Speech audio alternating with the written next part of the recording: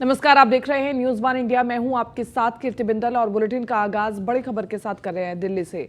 आज होगा पंजाब के पूर्व सीएम का अंतिम संस्कार। प्रकाश सिंह बादल का पार्थिव शरीर पैतृक गांव लाया गया है। प्रकाश सिंह बादल के पैतृक गांव में होगा अंतिम संस्कार। पुश्तैनी बाग में होगा प्रकाश सिंह बादल का अंतिम संस्कार। पैतृक गांव में दी जाएगी बादल को अंतिम विदाई। दोपहर 1 बजे होगा पूर्व सीएम बादल का अंतिम संस्कार। केंद्र सरकार ने किया है राजकीय शोक का ऐलान। आपको बताएं कि लंबी बीमारी के बाद प्रकाश सिंह बादल का निधन हो गया था। पंजाब की राजनीति में एक बड़ा नाम माना जाता है प्रकाश सिंह बादल का। और इसी के साथ साथ आपको बताते चले 5 बार लगातार विधायक बने हैं प्रकाश सिंह बादल और सबसे कम उम्र के सीएम भी बने हैं। सबसे ज्यादा उम्र के सीएम भी प्रकाश सिंह बादल रहे हैं और इसी के साथ साथ कई रिकॉर्ड उनके नाम दर्ज हैं पंजाब की राजनीति में, जाना माना नाम। और इसी के साथ साथ न सिर्फ पंजाब की राजनीति के लिए बल्कि देश की राजनीति के लिए एक अपूर्णीय क्षति। चलिए अगली खबर का रुख कर लेते हैं। दिल्ली से मिशन कर्नाटक पर बीजेपी का अभियान। कर्नाटक के लिए प्रधानमंत्री मोदी का संभावित कार्यक्रम। कर्नाटक में पीएम मोदी करेंगे ताबड़तोड़ रैलियां। आज 50 लाख कार्यकर्ताओं के साथ वर्चुअली बैठक करेंगे पीएम मोदी और 29 अप्रैल को हुमनाबाद, विजयपुरा, कुदाची में पीएम मोदी की जनसभा रहेगी। 30 अप्रैल को कोलार, चन्नापटना, बेलूर में जनसभा को संबोधित करेंगे।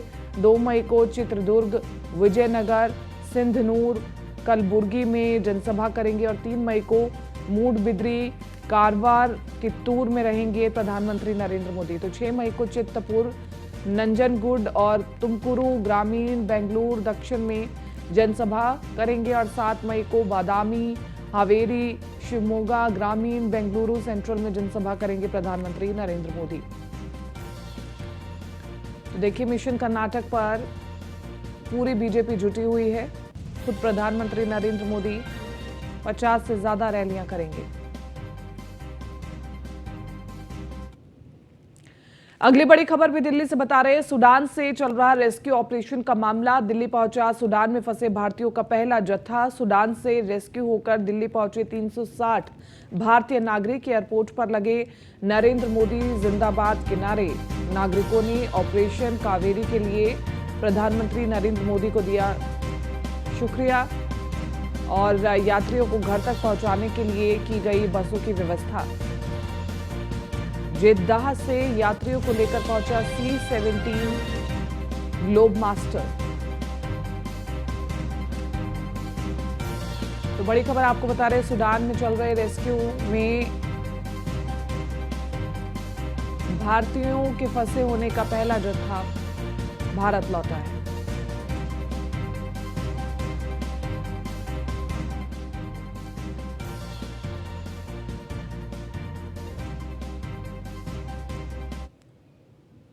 लखनऊ से अगली बड़ी खबर आपको बता रहे हैं। निकाय चुनाव को लेकर के सीएम योगी का ताबड़तोड़ दौरा। सीएम योगी आज 3 जिलों में करेंगे जनसभाएं। मथुरा, फिरोजाबाद, आगरा में करेंगे चुनाव प्रचार। सुबह 9:45 पर केरल के गुड गवर्नेंस टीम से करेंगे मुलाकात और 11:20 पर आगरा एयरपोर्ट पहुंचेंगे सीएम योगी आदित्यनाथ। 11:50 पर पुलिस लाइन मथुरा पहुंचेंगे सीएम योगी। 12 बजे से मथुरा के BN पौधार कॉलेज में होगी जनसभा और 1:35 पर फिरोजाबाद के CL जैन कॉलेज में जनसभा करेंगे। 3:15 पर आगरा के राजकीय इंटर कॉलेज में होगी जनसभा। तो बड़ी खबर बता रहे हैं आपको, 12 बजे से मथुरा के BN पौधार कॉलेज में होगी जनसभा।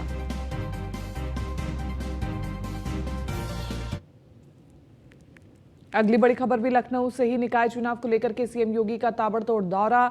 29 अप्रैल को सीएम योगी का वाराणसी का दौरा रहने वाला है। सीएम योगी आदित्यनाथ जनसभा को संबोधित करेंगे 29 अप्रैल और 1 मई को सीएम योगी जनसभा करेंगे। सीएम के अलावा जिले में दोनों डिप्टी सीएम करेंगे प्रचार।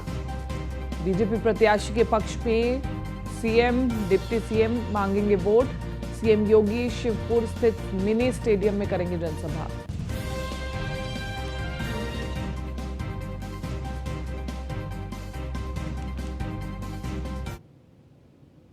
अगली बड़ी खबर भी लखनऊ से आपको बता रहे हैं। निकाय चुनाव को लेकर के एक्शन में deputy CM Brajesh Pathak. Deputy CM Hardoi, Unnao और लखनऊ में करेंगे जनसभा। सुबह 11 बजे मल्लावा में जनसभा को करेंगे संबोधित। दोपहर 12:30 बजे उन्नाव के कृष्ण लीला मैदान में करेंगे जनसभा।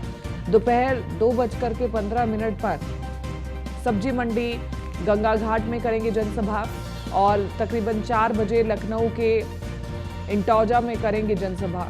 तो देखिए, एक के बाद एक जनसभाएं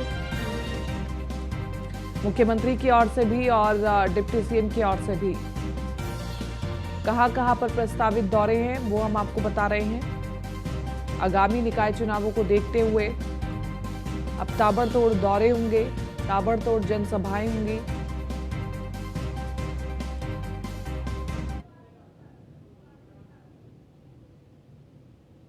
इधर निकाय चुनाव के मिशन पर डिप्टी सीएम केशव प्रसाद मौर्य भी जुट चुके हैं। सहारनपुर और मुरादाबाद में विजय शंखनाद करेंगे केशव प्रसाद मौर्य और 11:30 बजे सहारनपुर के एलजीएम इंटर कॉलेज में करेंगे जनसभा।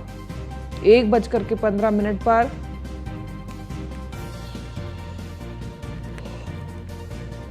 मुरादाबाद के रामलीला ग्राउंड में करेंगे जनसभा। बीजेपी प्रत्याशियों के समर्थन में करेंगे जनसभा, मांगेंगे वोट। तो बड़ी खबर आपको बता रहे हैं लखनऊ से। निकाय चुनाव के मिशन पर डिप्टी सीएम केशव प्रसाद मौर्य। सहारनपुर और मुरादाबाद में विजय शंखनाद करेंगे केशव प्रसाद मौर्य।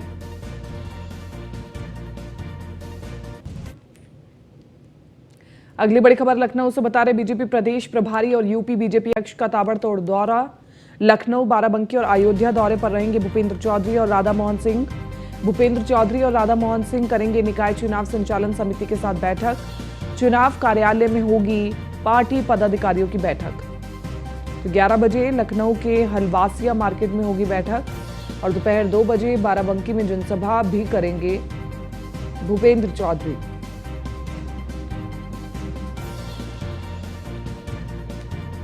सुमित्रा लॉज में करेंगे निकाय चुनाव संचालन समिति के साथ बैठक। नेताओं और कार्यकर्ताओं को देंगे जीत का मंत्र। शाम 5:30 बजे अयोध्या में करेंगे जनसभा और भूपेंद्र चौधरी और राधा मोहन सिंह। तो देखिए, चुनाव प्रचार अभियान में सरकार तो क्या संगठन भी जुटा हुआ है। बड़ी खबर लखनऊ से। निकाय चुनाव से पहले बीजेपी की बड़ी जीत। बीजेपी की सदस्यता लेंगे कई विपक्षी नेता। कई विपक्षी नेताओं को दिलाई जाएगी बीजेपी की सदस्यता। डिप्टी सीएम ब्रजेश पाठक दिलाएंगे बीजेपी की सदस्यता। अलग अलग राजनीतिक दलों के नेता लेंगे सदस्यता। सुबह 9 बजे होगा बीजेपी प्रदेश मुख्यालय में कार्यक्रम। तो बड़ी खबर आपको बता रहे हैं। निकाय चुनाव से पहले बीजेपी की एक बड़ी जीत, जिसमें विपक्षी नेता बीजेपी में शामिल होना चाहते हैं। तो सुबह 9 बजे बीजेपी प्रदेश मुख्यालय में कार्यक्रम होगा, जिसमें कई विपक्षी नेता बीजेपी में शामिल होंगे। और निकाय चुनाव को लेकर के एक्शन में है यूपी बीजेपी अध्यक्ष। यूपी बीजेपी अध्यक्ष ने दिए कार्यकर्ताओं को जीत का मंत्र। यूपी बीजेपी अध्यक्ष भूपेंद्र चौधरी ने कार्यकर्ताओं को निर्देश भी दिए हैं। सपा कार्यकर्ता, सभी कार्यकर्ता घर घर जाकर जनसंपर्क करें और सरकार के कार्यों को लेकर जनसंपर्क अभियान चलाएं। बीजेपी को प्रचंड बहुमत से जीतने की अपील भी करें। तो भूपेंद्र चौधरी ने कार्यकर्ताओं को जीत का मंत्र दिया है और कहा है कि डोर टू डोर जाकर के जनता से मिला जाए, सरकार के कार्यों को लेकर के जनसंपर्क अभियान चलाएं, बीजेपी को प्रचंड बहुमत से जिताने की अपील करें।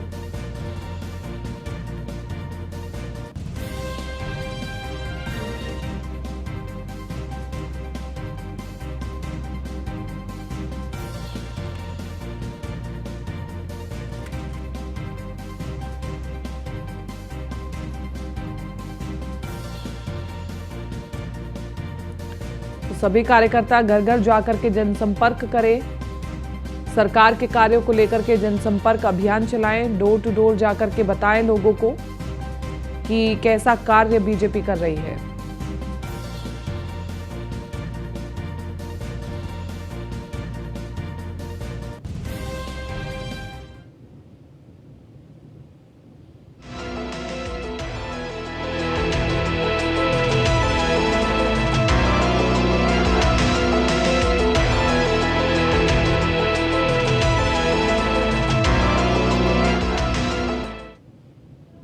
माफिया से यारी नीतीश को पड़ेगी भारी।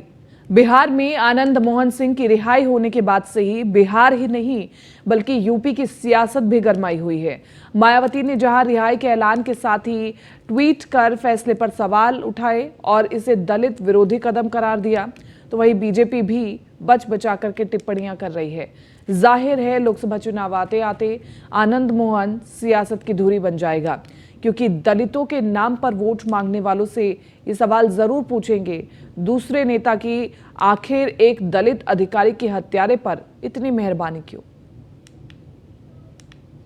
नीतीश का सवर्णों पर दांव, विपक्षी एकता के उखाड़ेगा पांव। आनंद मोहन के सहारे क्या दलित हो गए चुनावी सियासत से किनारे।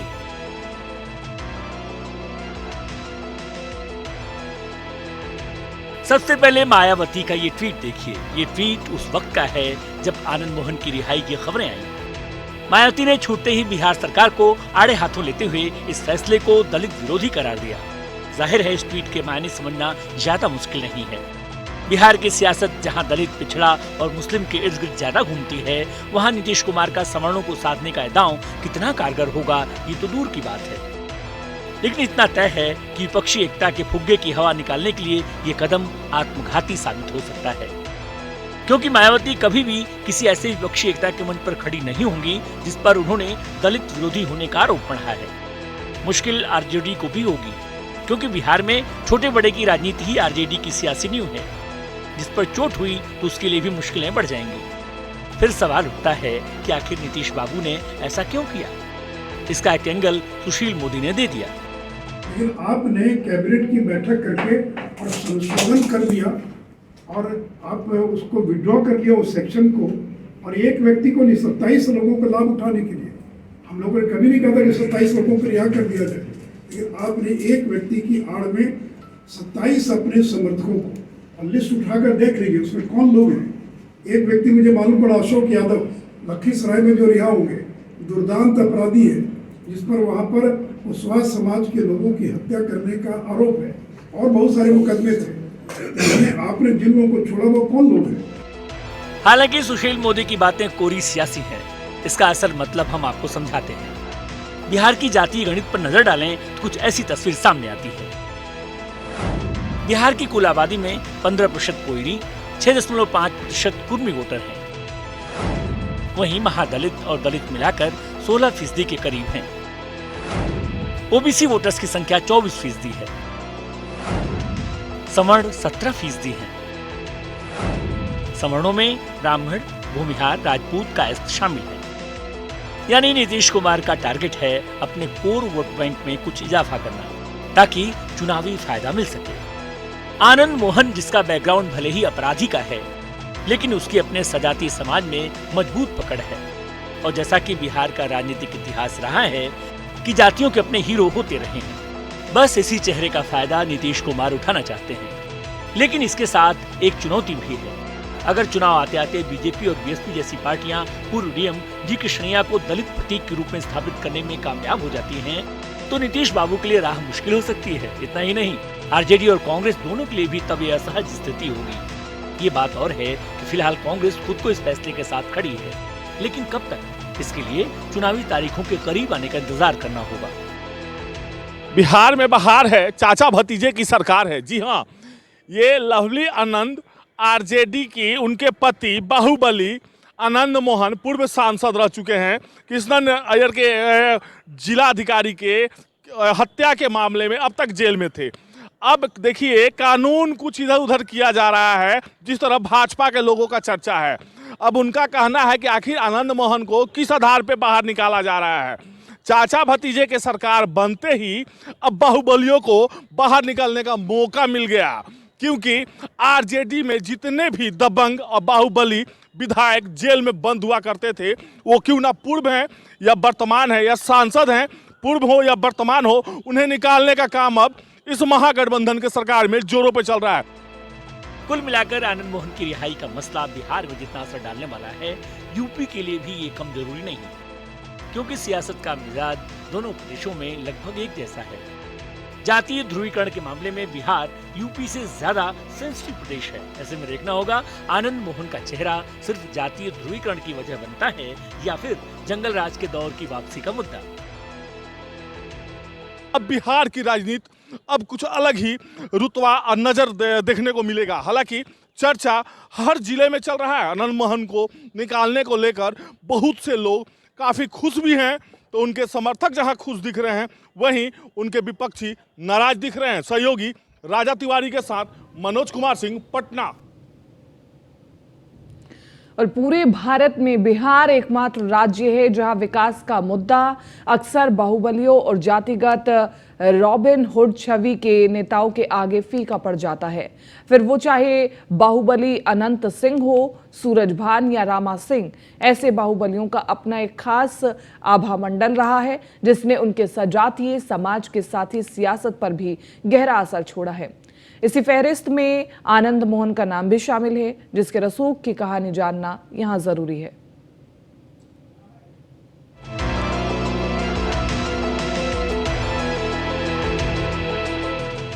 आनंद मोहन सिंह एक ऐसा नाम जिसके खौफ की कहानियां एक जमाने में बिहार के बच्चे बच्चे को याद थी। अमूमन बिहार की सियासत में पहले बंदूक उठाने और फिर सियासत का सफर तय करने की परंपरा रही है, लेकिन आनंद मोहन की जिंदगी इससे उलट रही।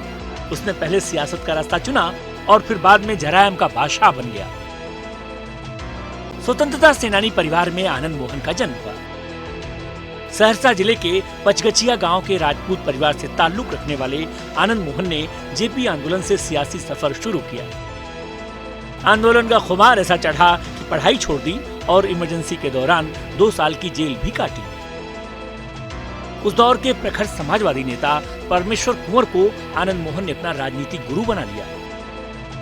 हालांकि बाद में बिहार के सियासी मिजाज को समझकर राजपूत समुदाय का खुद को नेता बताना शुरू कर दिया। आनंद मोहन सुर्खियों में तब आया जब उसने 1978 में तत्कालीन प्रधानमंत्री मोरारजी देसाई को काले झंडे दिखाए। 1 साल बाद ही कोसी क्षेत्र में यादवों के खिलाफ मोर्चा खोलकर लाइमलाइट में आ गया, जिसमें उसके ऊपर पहला मुकदमा दर्ज हुआ। आनंद मोहन ने जातिगत राजनीति की जो बिसात बिछानी शुरू की थी, उसको आगे बढ़ाने के लिए उसने 1980 में समाजवादी क्रांति सेना का गठन किया, जिसका मकसद था निचली जातियों के विकास का विरोध करना। इसी दौरान राजेश रंजन और पप्पू यादव से कई बार उसकी अदावत सामने आई। कहा जाता है कोसी इलाके में उस दौर में गृह युद्ध जैसे हालात बन गए थे। 1990 में लालू यादव के सीएम बनने के साथ ही आनंद मोहन के बुरे दिन शुरू हो गए। मंडल कमीशन के विरोध करने के चलते लालू ने आनंद मोहन पर दर्जनों मुकदमे लाद दिए, जिसके बाद आनंद मोहन ने सरेंडर किया और जनता दल के टिकट पर महिषी विधानसभा से जीत दर्ज की। ये बड़ी दिलचस्प बात थी कि जिस लालू यादव ने आनंद मोहन को जेल भेजा था, वो उन्हीं की पार्टी से विधायक बन गया। लेकिन ये गठजोड़ लंबा नहीं चला। मंडल कमीशन का समर्थन करने की वजह से आनंद मोहन जल्दी ही जनता दल से अलग हो गया। आनंद मोहन ने 1993 में बिहार पीपुल्स पार्टी नाम से नई पार्टी बनाई और बड़ा उलटफेर करते हुए 1994 में वैशाली सीट पर हुए उपचुनाव में अपनी पत्नी लवली सिंह को सांसद बना दिया। इस जीत के बाद कुर्मी समुदाय भी आनंद मोहन से जुड़ गया था। कहा तो यहाँ तक जाता है कि 1995 के दौर में वो लालू के सामने मुख्यमंत्री चेहरे के तौर पर उभरने लगा था। लोकप्रियता का आलम ये था कि आनंद मोहन की पार्टी ने नीतीश की पार्टी से भी 1995 के चुनाव में अच्छा प्रदर्शन किया।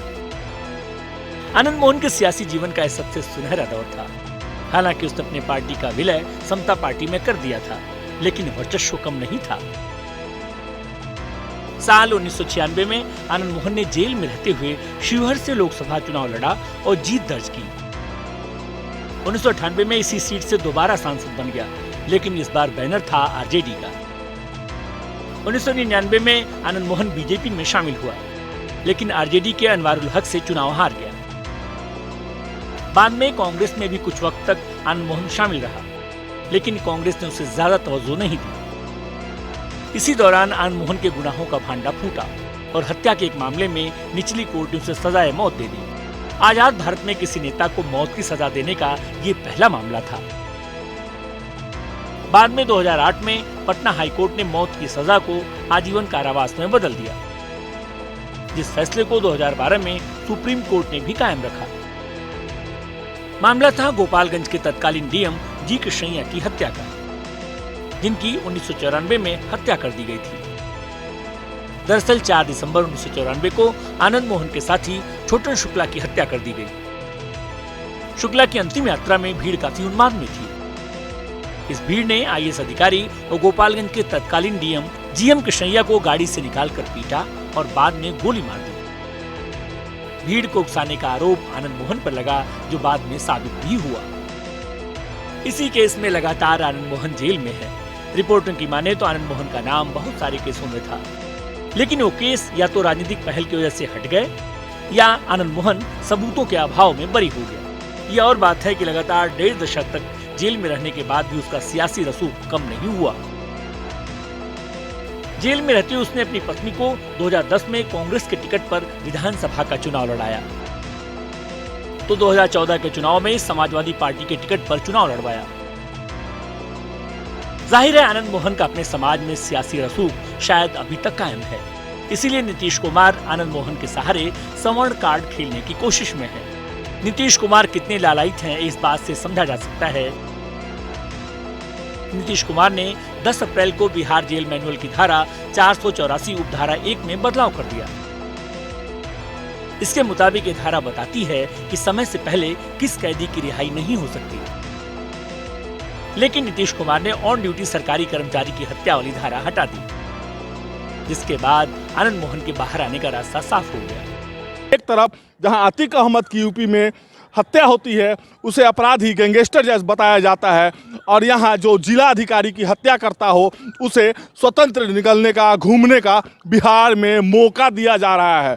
मैं बताता चलूँ कि जिस प्रकार बिहार में अब तक अपराध और अपराधियों को संरक्षण देने का जो काम चल रहा है इस राजनेताओं के बीच, ये इससे कुछ आईएएस भी अब नाराज दिख रहे हैं। देखिए, एक आईएएस की अलग लॉबी होती है। इस लॉबी में बिहार के जितने भी आईएएस हैं वो मन ही मन इस सरकार में अब सरकार को भी दोषी ठहरा रहे हैं। खैर, नीतीश कुमार को जो करना था वो कर गए, लेकिन इसका सियासी फायदा उन्हें कितना मिलेगा, इस बात पर सवाल अभी कायम है। क्योंकि नीतीश कुमार का कोर वोट बैंक अगर इस फैसले से प्रभावित हुआ तो नीतीश का हश्र वही होगा कि खाया पिया कुछ नहीं, गिलास तोड़ा 12 आना।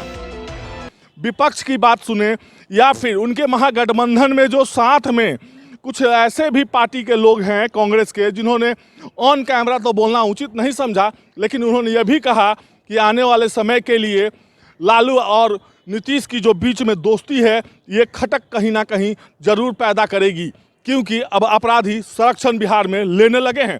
सहयोगी राजा तिवारी के साथ मनोज कुमार सिंह, पटना।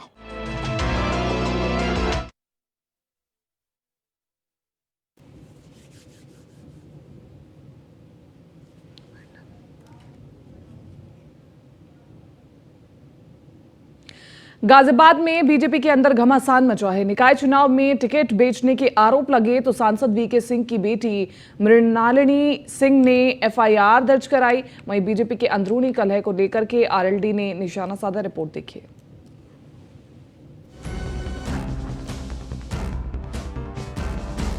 केंद्रीय राज्य मंत्री और गाजियाबाद के सांसद वीके सिंह की बेटी मृणालिनी सिंह ने विजयनगर थाने में एफआईआर दर्ज कराई है। मृणालिनी सिंह की तरफ से दर्ज कराई गई एफआईआर में बताया गया है कि अजय राजपूत ने अपने फोन के स्टेटस पर मुझे पैसे लेकर टिकट देने के आरोप लगाए हैं। इससे समाज में मेरी छवि खराब हुई है और मानसिक तौर पर परेशानी हो रही है। विजयनगर थाना पुलिस ने इस मामले में शहर विधायक अतुल गर्ग के प्रतिनिधि अजय राजपूत पर आईटी एक्ट की धारा 66 और आईपीसी की धारा 501 में मुकदमा दर्ज कर जांच शुरू कर दी है। वहीं अजय राजपूत से पूरे मामले में अपने आप को निर्दोष बताया गया है। दूसरी तरफ विपक्ष मुद्दे को लेकर हंगामा कर रहा है। उसका कहना है कि बीजेपी की मानसिकता खुलकर सामने आ गई है। वहां पैसे देकर टिकट दी जा रही है, जो स्वस्थ लोकतंत्र के लिए ठीक नहीं है। अजय राजपूत जी ने जो आरोप लगाया, मृणालिनी सिंह ने जो रिपोर्ट दर्ज कराई है वो सही है। वास्तव में भ्रष्टाचार या बीजेपी के एक एक पदाधिकारी ने इस बार चुनाव में भ्रष्टाचार किया है। और इस बार क्या, ये तो हर बार भ्रष्टाचार करते हैं और जनता मूक दर्शक बनकर देखती है। इस बार जनता से मेरी अपील है कि इनकी इस नीयत को समझे। ये सब जनता का पैसा है जो ये पदाधिकारी खाते हैं। जनता इस बात को समझे, जागरूक बने और इनका यह सफाया करें। बीजेपी के नेता आमने सामने हैं और पुलिस में शिकायत कर रहे हैं। कहीं ना कहीं निकाय चुनाव में इसका उल्टा असर देखने को मिल सकता है और बीजेपी की जो सीटें हैं उन पर नुकसान हो सकता है। गाजियाबाद से यादराम भारती की रिपोर्ट, न्यूज़ 1 इंडिया।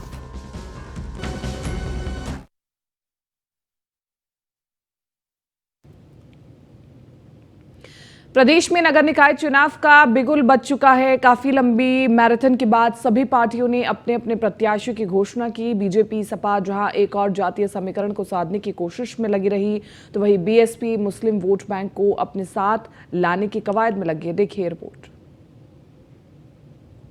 निकाय चुनाव में 17 नगर निगम महापौर पद पर चुनाव होना है। बीजेपी ने इन 17 सीटों पर जो प्रत्याशी उतारे हैं उनमें सभी जातियों की हिस्सेदारी मिली। वहीं सपा सवर्णों को साधने की कोशिश में दिखाई दी, जबकि बहुजन समाज पार्टी ने निकाय चुनाव में मुस्लिम प्रत्याशियों पर सबसे ज्यादा भरोसा दिखाया। नगर निगम के 17 प्रत्याशियों में 11 मुस्लिम समाज से हैं। ऐसे में बीएसपी प्रत्याशियों के सहारे ही दलित मुस्लिम का नया गठजोड़ तैयार कर रही है। 2017 में नगर निगम के 16 सीटों पर चुनाव हुए थे, जिसमें बीएसपी ने 2 मुस्लिम प्रत्याशी अलीगढ़ और बरेली से उतारे थे। इसमें अलीगढ़ में बीएसपी को जीत भी हासिल हुई थी। वहीं कांग्रेस के प्रवक्ता पंकज तिवारी का कहना है कि निकाय चुनाव में बीएसपी बीजेपी की योगी पार्टी के रूप में चुनाव लड़ रही है, जो बीजेपी को चुनाव में फायदा पहुंचाएगा। चुनाव नहीं लड़ रही है, बसपा भारतीय जनता पार्टी की सहयोगी के रूप में उत्तर प्रदेश के अंदर चुनाव लड़ रही है।